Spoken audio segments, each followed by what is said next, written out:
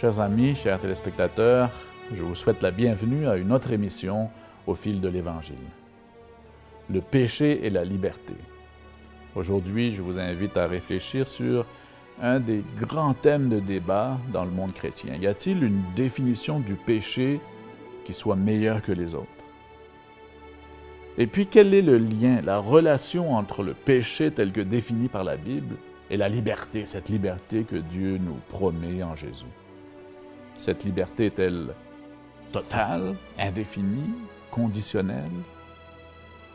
Voilà bien entendu des questions difficiles, mais je vous invite à ouvrir vos Bibles aujourd'hui et à réfléchir avec notre invité d'aujourd'hui, le pasteur Hermance, sur ce thème important. Alors, pasteur Hermance, merci d'avoir encore accepté notre invitation aujourd'hui. C'est toujours un privilège pour moi de pouvoir parler de la parole de Dieu. Et comme je le répète chaque fois que tu es avec nous, je vais te tutoyer. C'est plus facile pour moi de tutoyer mon père que de le vouvoyer. Mais je te remercie encore d'être avec nous. Et aujourd'hui, je sais que la dernière fois que tu étais avec nous, on a eu un débat sur un thème déjà compliqué, la mort, que se passe-t-il après la mort, l'état des morts. Et aujourd'hui, tu nous amènes un autre sujet qui est bien d'actualité, un sujet qui est quand même relativement difficile à cerner, le péché et la liberté. Qu'est-ce qui t'a amené vers ce sujet aujourd'hui? Bien, je pense que c'est beaucoup la notion de liberté, parce qu'on entend sans cesse parler de la liberté maintenant. Tout le monde veut être libre, et c'est normal. C'est normal. Dès que des gouvernements, par exemple, créent des problèmes et limitent certaines libertés, il y a des réactions. C'est normal. Mon problème, c'est la définition de la liberté. Qu'est-ce que c'est que la liberté? J'ai l'impression qu'aujourd'hui, liberté, ça veut dire je fais ce que je veux et tant pis pour les autres. Ça pousse vers non plus vers de la liberté, mais vers de l'anarchie, parce qu'en fin de compte, essaye d'imaginer qu'on enlève tous les feux rouges et les stops et tout ça, et comment la circulation se ferait-elle? Alors, quand je suis en auto, moi j'aime être libre, mais quand je suis en auto et qu'il y a un feu rouge, je suis bien obligé de m'arrêter. Donc ma liberté est limitée. Elle est limitée parce que les autres ont le droit de passer aussi. Et je pense que c'est cela qui m'a amené à essayer de réfléchir à cette question de liberté. Et j'ai trouvé dans les lectures une pensée que nous retrouverons tout à l'heure, un petit peu plus tard, la relation entre la liberté et le péché. Et quel passage tu nous proposes aujourd'hui pour aborder ce sujet? On pourrait prendre l'évangile de Jean au chapitre 5, ou 8, pardon, au chapitre 8, avec les versets 31 et suivants. Ça devrait... Donc Jean 8, 31. Versets 31 à 38. C'est ça. Lisons ensemble. Et il dit aux Juifs qui avaient cru en lui, « Si vous demeurez dans ma parole, vous êtes vraiment mes disciples. Vous connaîtrez la vérité, et la vérité vous affranchira. » Ils lui répondirent, « Nous sommes la postérité d'Abraham, et nous ne fûmes jamais esclaves de personne. Comment dis-tu, vous deviendrez libres? » En vérité, je vous le dis, leur répliqua Jésus, « Quiconque se livre au péché est esclave du péché. Or, l'esclave ne demeure pas toujours dans la maison. Le Fils y demeure toujours. Si donc le Fils vous affranchit, vous êtes réellement libre. Je sais que vous êtes la postérité d'Abraham, mais vous cherchez à me faire mourir parce que ma parole ne pénètre pas en vous.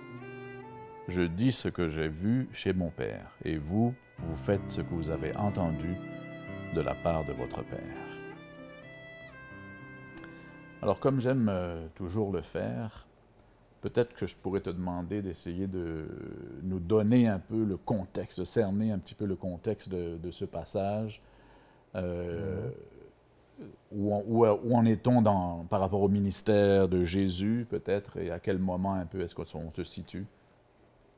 C'est probablement dans je dirais le deuxième tiers le troisième tiers, pardon, du ministère de Jésus, parce que Jésus est en marche vers Jérusalem pour la fête de Pâques et la crucifixion. C'est à ce moment-là où il se dirige.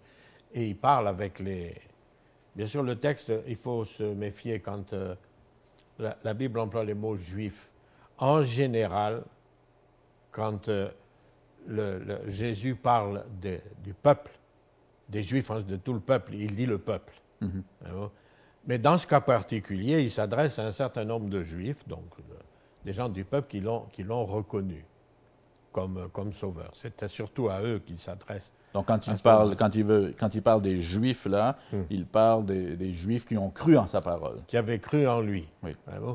Mais en même temps, un peu plus bas, on voit que quand il leur dit je sais que vous êtes la postérité d'Abraham, etc. Ça inclut un peu plus. Il faut se souvenir que chaque fois que Jésus parle, il y a des pharisiens, des sadducéens, toutes sortes de gens autour de lui qui essayent de l'espionner. En général, c'est eux qui sont appelés les Juifs. Mais dans le cas particulier, c'est l'ensemble du peuple et particulièrement ceux qui ont accepté de reconnaître Jésus pour ce qu'il est. Il va dire au verset 31, le premier verset qu'on a lu tout à l'heure, « Si vous demeurez dans ma parole, vous êtes vraiment mes disciples. Vous connaîtrez la vérité vous rendra libre ou vous affranchira. » Et les Juifs en question ne semblent pas comprendre du tout ce qu'il a voulu dire, n'est-ce pas? Qu'est-ce que Jésus voulait vraiment dire? Bien, je pense que comment dire, vous savez, les Juifs, d'ailleurs Jésus leur dit un peu plus loin, il leur dit, vous dites je suis fils d'Abraham, nous descendons d'Abraham, nous sommes les disciples de Moïse, nous n'avons jamais été esclaves de personne, nous sommes libres. Et Jésus leur dit, c'est pas vrai. Parce qu'il faut se souvenir que Jésus ne parle pas de liberté politique ou sociale ou quoi que ce soit. Il parle de la liberté par rapport au péché. Exact. Et par exemple, l'apôtre Paul va reprendre la même pensée quand il parle de ça. Et Jésus le dit aussi au verset 34, voyez-vous, de ce passage, « Quiconque se livre au péché est esclave du péché. » Parce que ses interlocuteurs s'étonnaient de ce qu'il leur a dit, « Vous serez libres. » On leur a dit, « Nous, on n'est pas libres, on est libres. » Jésus a dit, « Non, vous n'êtes pas libres sur le plan spirituel. Vous êtes esclaves du péché. » L'apôtre Paul dit, je crois que c'est dans l'Épître aux Romains, oui, dans l'Épître aux Romains, l'apôtre dit au verset 18, par exemple, « Ayant été affranchis du péché, vous êtes devenus esclaves de la justice. » Et il répète, vous êtes, là oui, au verset 16, « Vous êtes esclaves de celui à qui vous obéissez, soit du péché qui conduit à la mort, soit de l'obéissance qui conduit à la justice. » Et Paul reprendra la même pensée encore au chapitre 7 des Romains en disant que comment dirais-je, dans l'Épître aux Romains, il parle de la loi du péché qui est inscrite dans nos membres, au verset 23. « Je vois dans mes membres une autre loi qui lutte contre la loi de mon entendement et qui me rend captif de la loi du péché qui est dans mes membres. » C'est de ça que Jésus parle. Et même les Juifs qui sont autour de lui, qui sont des Juifs qui ont cru en sa parole, qui croient en lui, ne font pas la relation directement avec ceux dont Jésus parle. Non. Il parle d'une liberté peut-être territoriale, d'une liberté en tant que peuple, mais pas d'une liberté face au péché ou à l'esclavage du péché. Les Juifs, lui, et les Juifs, d'ailleurs tout le peuple, attendaient un libérateur. C'est une des raisons pour lesquelles ils n'ont pas voulu reconnaître Jésus. Ils attendaient un libérateur qui allait les libérer de Rome. Exact. Jésus ne s'occupe pas de ça. C'est pas de ça. D'ailleurs, il leur dit, rendez à César ce qui est à César. Il parle du péché et il leur dit, vous êtes esclaves du péché comme tout être humain. D'ailleurs, nous sommes nous aussi esclaves du péché. Dans ce sens, on n'est pas libre sur ce plan-là. On n'est pas libre parce qu'il y a cette loi, et je pense que nous faisons tous la même expérience que Paul. On veut faire quelque chose de bien, et puis on finit par faire le contraire de ce qu'on voulait. Finalement, il n'y a pas une situation, une position entre les deux, une situation neutre. Non. On est d'un côté ou de l'autre, selon Jésus, pas sur la ligne entre les deux. Absolument. On est ou esclave du péché, ou esclave de la justice. Ça, c'est le choix. Alors, ceux qui acceptent Jésus, sincèrement, réellement, deviennent esclaves de la justice. Ça ne veut pas dire qu'ils ne pêchent plus. Ça ne veut pas dire qu'ils ne pêchent plus. Mais comme dira l'apôtre Jean dans son épître, « Mes petits-enfants, je vous écris pour que vous ne péchiez plus, mais si vous péchez, il y a un avocat. » Donc ça, quand on a pris Jésus comme avocat, on est considéré comme juste, comme esclave de la justice. Seulement, s'il m'arrive de pécher, je me mets à genoux, je demande à Christ de prendre sur lui la faute que j'ai faite, donc de me pardonner. Parce qu'en étant esclave, en étant esclave de Dieu, je dirais d'une certaine façon, on vit dans ce royaume-là et non pas dans le royaume de l'esclavage du péché. Et c'est ce qui va expliquer le passage où Jésus dit le serviteur est toujours dans n'est pas toujours dans la maison, mais le Fils y est. C'est pour ça que je voulais arriver justement à ce verset qui a toujours été un petit peu, j'allais dire, difficile à comprendre pour moi, parce que Jésus va dire au verset 34, « Quiconque se livre au péché est esclave du péché ». Je crois qu'on peut comprendre cette déclaration de Jésus assez facilement, mais comment comprendre le verset suivant? « Or, l'esclave ne demeure pas toujours dans la maison, le Fils y demeure toujours. Si donc le Fils vous affranchit, vous êtes réellement libre. » Voilà, on est vraiment libre quand Jésus prend le contrôle de nos vies, indépendamment du fait que l'on peut commettre une erreur, que l'on peut, vous savez, je fais des fois la différence, puisque tu es là et tu as dit tout à l'heure que j'étais ton père, ça veut dire que tu es mon fils, et tu as eu des frères, tu as eu des frères, et il y a une différence. Imagine qu'au moment où on se prépare à sortir, un moment t'a bien préparé, tous les deux, vous êtes bien propres, hein, et dehors il pleut, il y a de la boue, en fait tout ce que tu veux. Toi, tu sors et tu fais très attention de ne pas te salir. Ton frère, il sort, il se jette dans la boue. Ce n'est pas la même chose. Le premier, à toi, on va te dire, ah ben quand même, tu aurais pu faire, c'est pas ta faute. Hein, à ton frère, on va lui dire, non, non, on va le gronder, parce qu'il a fait exprès. Alors, tant que tu es fils de Dieu, tu marches avec Dieu. Maintenant, si tu veux t'enfoncer dans le péché et que tu veux mettre Jésus de côté, à ce moment-là, tu quittes la maison du Père. Parce que choisir le péché, c'est devenir membre de la famille de Satan. Et Satan ne peut pas vivre dans la maison du Père. Donc, c'est ça ce que ça veut dire, ce verset. Quand Jésus parle de l'esclave, dans ce verset-là, il parle de chacun d'entre nous. Il fait la différence entre l'esclave, soit du péché, soit de la justice, l'esclave. Il fait la différence avec lui. Le Fils, lui, demeure toujours. C'est ça. Et le Fils, c'est l'esclave qui a choisi Jésus pleinement, totalement, et qui s'abandonne entièrement à lui, que Jésus appelle le Fils. Maintenant, dans ce verset, dans ce passage, verset 36, je crois, Jésus va dire, « Si donc le Fils vous affranchit, vous serez réellement libre. » C'est quelque chose qui m'a attiré. Réellement libre, dit Jésus. Donc, est-ce qu'on peut déduire qu'on peut être faussement libre ou se croire libre? Absolument. Parce que Jésus emploie le qualificatif « réellement libre ». Réellement libre.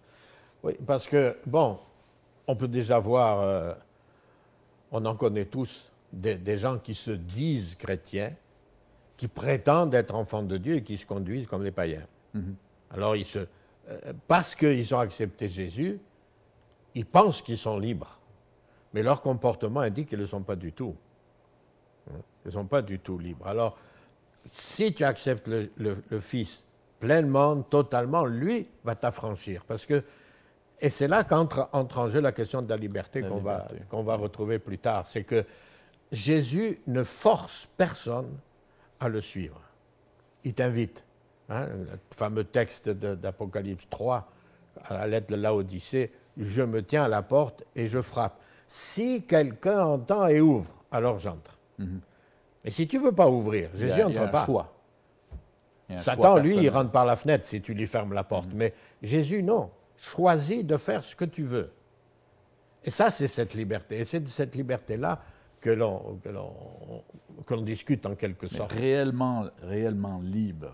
Venons-en là, réellement libre. Quelle est cette liberté-là? C'est justement cette liberté de choix. De choix. Cette liberté de choix que nous avons. Et nous devenons réellement libres Parce que nous pouvons décider, face à n'importe quelle tentation, à n'importe quel péché, parce que le péché, c'est la suite de la tentation, hein, à n'importe quelle tentation, j'ai le droit, j'ai la possibilité, disons, de dire oui ou non.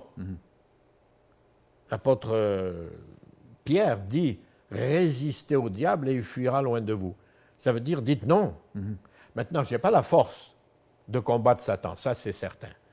Mais parce que j'ai accepté Jésus, je suis réellement libre parce que lui va venir me soutenir et m'aider. Voyez-vous?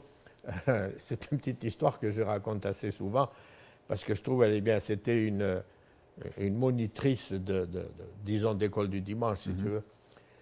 Pour nous, c'est l'école du sabbat, mais c'est la même chose. Qui posait la question aux petits-enfants qu'elle avait de 5-6 ans autour d'elle. Et elle a dit, si Satan vient vous tenter, qu'est-ce que vous faites?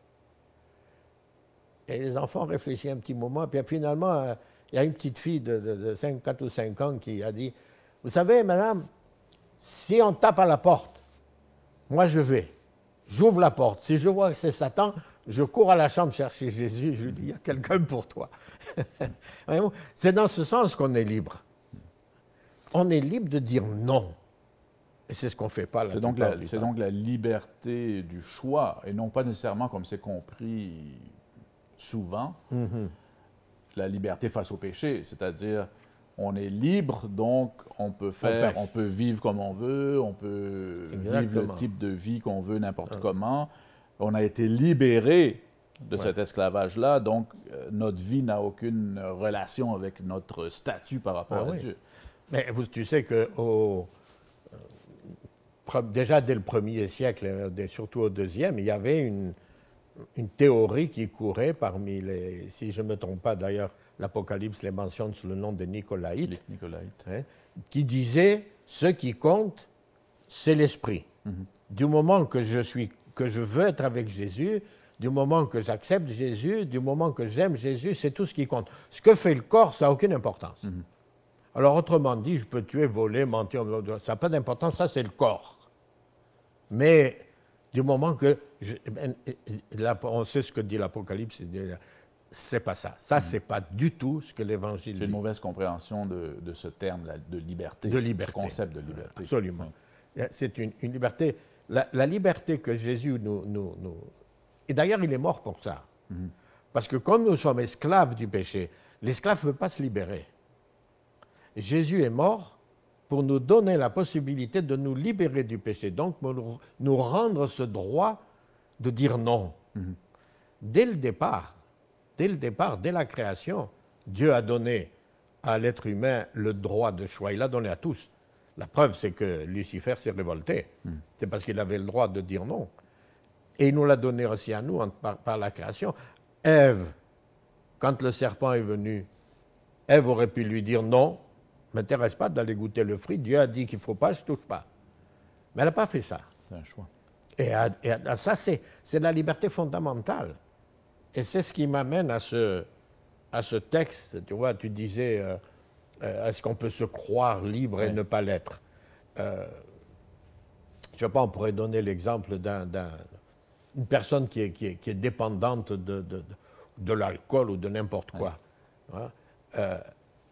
Elle peut se croire libre. Ce qui est aussi un esclavage, une forme Mais d'esclavage. en réalité, absolument. Mais en réalité, elle ne l'est pas, parce qu'à chaque instant, il faudra qu'elle retourne à sa cigarette. Je crois que c'est Mark Twain qui disait « Le tabac, c'est mauvais. Moi, je m'arrête de fumer chaque fois que j'éteins ma cigarette. C'était un plaisantin. Mais c'est vrai. Hein? Seulement, je ne fume plus. Et puis 10 minutes après, je m'en vais acheter un autre paquet de cigarettes. Je sais, je l'ai vécu avec des gens avec lesquels j'ai travaillé, hein, qui ont jeté leur paquet de cigarettes, et puis 1 heure après, ils étaient chez le marchand pour en racheter. Donc, cette liberté, on se croit libéré. Hein, j'ai connu un monsieur même qui m'a dit « C'est fini, je ne fume plus. C'est terminé, c'est terminé. J'ai triomphé. » Ah, j'ai dit « C'est magnifique. Pourquoi vous avez un paquet de cigarettes dans la poche ici ?» Ah, il me dit, ça, c'est pour montrer que j'ai gagné. Hein, il est là, il est fermé, je ne le touche pas, je l'ai retrouvé quelques jours plus tard, il fumait de nouveau. Ça, c'est le don. Si tu veux cesser de fumer, jette tout ce qui a trait à la cigarette. Mais ça, c'est une décision à prendre. Une décision personnelle. Et c'est ça, cette liberté-là. Est-ce qu'on peut, parce que tout à l'heure, on a mentionné, ou tu as mentionné, une définition du péché à travers tes lectures, etc. Est-ce qu'on peut tirer alors de ce passage de Jean, de l'Épître de Jean, une définition du péché? Je pense, oui, que ce qui nous intéresse... Dans la Bible, il y a, disons, 3 définitions. La plus connue, c'est celle de Jean dans l'Épître qui dit le péché, c'est la transgression de la loi. Ça, c'est facile à comprendre. Il y a une autre définition de Jacques qui dit celui qui sait faire ce qui est bien et ne le fait pas commet un péché. Exact. Donc là, on touche déjà à cette idée de liberté. Je sais, c'est un choix, mais je ne le fais pas. Et puis, il y a l'autre de Paul qui dit que, comment il dit ça, celui qui... non, tout ce qui n'est pas le fruit d'une conviction est péché. Ouais. Donc, si je fais quelque chose, je dois être sûr de ce que je fais. Et si je fais le mal, ben, j'ai fait le mal. Si je fais le bien, je dois être sûr que c'est bien. Si je ne suis pas sûr, ben, ne le fais pas. Mais moi, j'ai trouvé cet autre genre de définition qui disait que le péché, c'est une mauvaise utilisation de la liberté. Bien sûr, de cette liberté, que de Dieu base dont on vient de parler. Parce que au départ, si je pêche, c'est face à une tentation, face à un désir, face à n'importe quoi. Si je pêche, c'est parce que j'ai décidé de suivre cela. Mais je peux aussi décider de refuser de le suivre. C'est ce qu'on disait tout à l'heure. À ce moment-là, je n'ai pas la capacité de mettre en pratique ma décision. C'est là que Dieu intervient. Si je suis avec Dieu, en Dieu, je vais lui demander son aide et lui va me libérer et m'aider à triompher. Mais c'est moi qui décide. Dieu n'est pas là, Jésus n'est pas là pour me dire non, tu ne vas pas le faire, un point c'est tout. Je ne veux pas. Donc une mauvaise utilisation de cette liberté dont nous parle Jésus dans Jean, vous serez affranchis, libres, une mauvaise utilisation de ce libre choix finalement qu'on reçoit à travers Jésus. Absolument, absolument. Et comme je disais, il est mort pour nous donner ce choix. Donc, en fin de compte, quand je choisis de ne pas faire ce que ma conscience me dira, c'est là qu'on retrouve le texte de Paul. Si ce n'est pas conviction, c'est ma... Si je n'ai pas la conviction qu'une chose est bonne, eh bien, ou du moins si j'ai la conviction qu'elle est bonne et que je ne veux pas la faire, c'est moi qui choisis, c'est moi qui décide. Si je décide de faire ce que Dieu veut, il va m'aider à le faire. Il va me donner la force de le faire. Parce que moi, j'ai cette loi du péché dans mes membres, c'est-à-dire dans mon corps, comme dit Paul, contre lequel je ne peux pas résister. Sauf si je dis non et qu'à ce moment-là, Dieu peut intervenir. Parce qu'il ne forcera jamais Dieu ne me forcera ma conviction, ou pardon, ne forcera ma décision. La décision, oui. Ma décision. Il me laisse totalement libre de dire oui ou de dire non. Et dans ce sens, quand je dis oui au péché, donc j'utilise de travers cette liberté que Dieu m'a donnée, je tombe dans le péché. C'est encore l'histoire d'Adam et d'Ève et de tous les péchés d'ailleurs. C'est pourquoi on peut regarder, tu mentionnes Adam et Ève, il y a d'autres exemples dans la Bible, évidemment, de péché ou d'erreur qu'on peut concevoir avec la même définition que tu apportes du péché, qui est une mauvaise utilisation de ce choix, de ce libre choix, de cette liberté que nous avons de faire, je dirais, nos propres choix dans la vie. Absolument. On peut prendre l'exemple de David avec Bethsabée. Il a vu cette femme. La tentation était là. Il aurait dû dire non. Je m'en vais, je sors de ma terrasse, je m'en vais. Non. Au contraire, il a envoyé chercher. Donc, il a péché. Il le reconnaît, le psaume 51, il le reconnaît. C'est intéressant ce point que tu amènes, parce que souvent, on confond la tentation avec le péché lui-même. La tentation, ce n'est pas le péché. Le péché, c'est le choix qu'on fait ensuite de répondre en fonction de la tentation. D'ailleurs, si la tentation était un péché, Jésus serait pécheur. L'Épître aux Hébreux dit que Jésus a été tenté comme nous. Donc, il serait pécheur si la tentation était le péché. Des fois, on cite les choses de Mao Tse-tung qui disait vous ne pouvez pas empêcher un oiseau noir de tourner autour de votre tête, mais vous pouvez l'empêcher de faire son nid sur votre tête. C'est ça. Satan est là pour nous tenter, mais Dieu nous a donné le droit de lui dire non, je ne veux rien savoir. Et alors il intervient.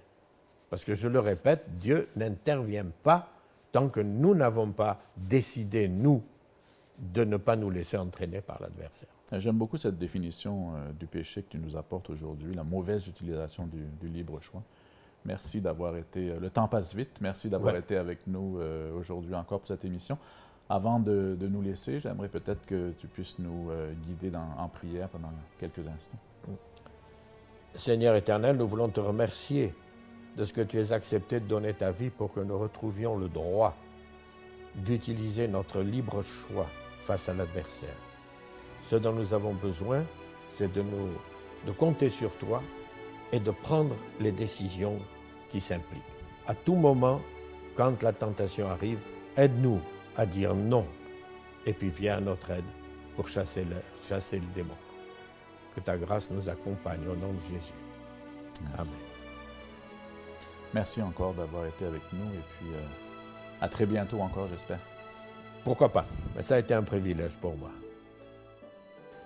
Chers téléspectateurs, chers amis, je vous remercie encore d'avoir été des nôtres aujourd'hui pour cette émission. Un sujet très intéressant, un sujet qui nous invite à réfléchir. Alors je vous invite à relire, revoir ce passage pour vous-même. Et si vous avez quelques commentaires, questions, suggestions, n'hésitez pas encore une fois à communiquer avec nous à l'adresse que vous voyez au bas de votre écran. En attendant, comme d'habitude, je vous souhaite une excellente lecture et au plaisir de vous retrouver bientôt pour une autre émission au fil de l'Évangile. Merci.